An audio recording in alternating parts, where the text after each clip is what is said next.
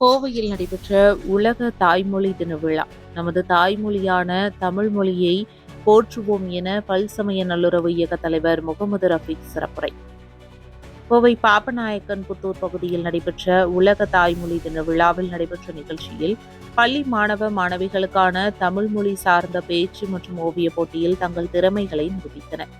தமிழ்நாடு கலை இலக்கிய பெருமன்றம் கோவை இந்திய கலாச்சார நட்புறவு கழகம் சார்பாக உலக தாய்மொழி தின விழாவை முன்னிட்டு பள்ளி மாணவ மாணவிகளுக்கான பேச்சு மற்றும் ஓவிய போட்டி BN புத்தூர் அரசு உயர்நிலைப் பள்ளியில் நடைபெற்றது.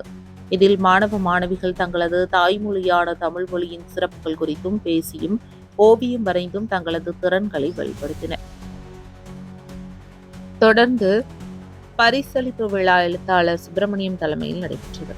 இதில் பள்ளியின் தலைமை ஆசிரியர் ஜமுனா அனைவரையும் வரவேற்று பேசினார். நிகழ்ச்சியில் தமிழ்நாடு கலை இலக்கிய பெருமன்ற மாவட்ட செயலாளர் ரமணி சிரார், செயற்பாட்டாளர் கவிஞர் நான்சி கோமகன் உள்ளிட்டோர் வாழ்த்துரை வழங்கினர்.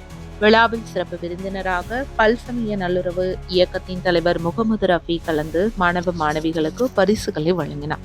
முன்னதாக நிகழ்ச்சியில் பேசிய அவர், கல்வி பயிலும் மாணவர்கள் ஒவ்வொருவரும் தனது தாய்மொழியான தமிழ் மொழியை கற்பதில் ஆர்வம் காட்ட வேண்டும் என்றார்.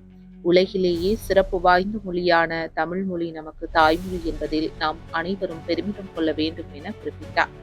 நிகழ்ச்சியில் ஓவியர்கள் சூரியமூர்த்தி, ஞானமூர்த்தி மற்றும் சுப்பிரமணியம், AV ராஜன், கோட்டியப்பன், திருநாவுக்கரசு, ஜான் மற்றும் பல்சமய நல்லுறவு இயக்க இணை ஒருங்கிணைப்பாளர் அபுதாகீர், தகவல் தொடர்பு பிரிவு தலைவர் அபுதாகீர், செய்தி தொடர்பு அலுவலர் ராதாகிருஷ்ணன் உட்பட பலரும் கலந்து கொண்டனர் என்பது குறிப்பிடத்தக்கது.